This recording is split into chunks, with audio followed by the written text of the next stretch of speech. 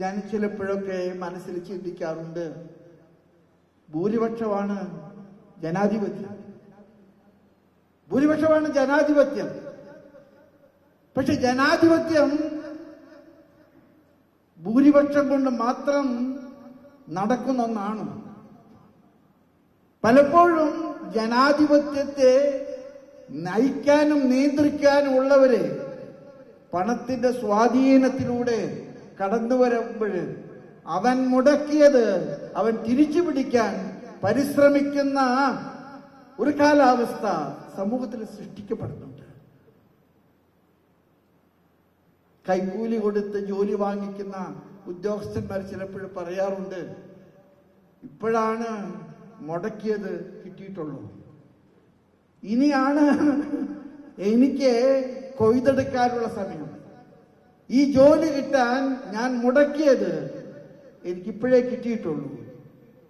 എൻ്റെ പ്രിയമുള്ളവരെ, ദുഃഖ വെള്ളിയാഴ്ച നമുക്ക് നൽകുന്ന ദുഃഖം പണത്തിന്റെ ആധിപത്യം നേടിയ വിജയത്തിന്റെ ഒരു വലിയ ദുഃഖമാണ്. പണമുണ്ടായാൽ എല്ലാം നേടിയെന്ന് വിശ്വസിക്കുന്നവർക്ക് സംഭവിക്കുന്ന അപകടം.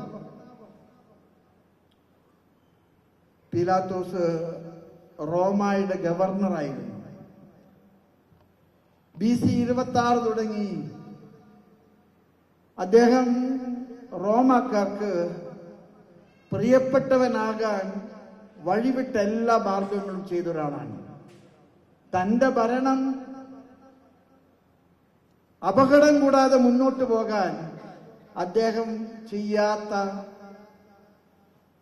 വഴിവിട്ട മാർഗങ്ങളൊന്നും തന്നെ ഇല്ലായിരുന്നു. എല്ലാം അദ്ദേഹം ചെയ്തു. പക്ഷേ ഒരിക്കലും അദ്ദേഹത്തിന് ശ്രേയസ് ഉണ്ടായില്ല, അദ്ദേഹത്തിന് ഒരിക്കലും സമാധാനം ഉണ്ടായില്ല. കർത്താവ് മരിച്ചു എന്ന് കേട്ടപ്പോൾ ഏറ്റവും കൂടുതൽ മനസ്സിന്റെ സമാധാനം നഷ്ടപ്പെട്ടത് പീലാത്തോസിനാണ്. അവൻ 3-ാം ദിവസം ഉയർപ്പിക്കപ്പെട്ടു എന്ന് കേട്ടപ്പോൾ ഏറ്റവും കൂടുതൽ അസ്വസ്ഥനായത് പീലാത്തോസാണ്.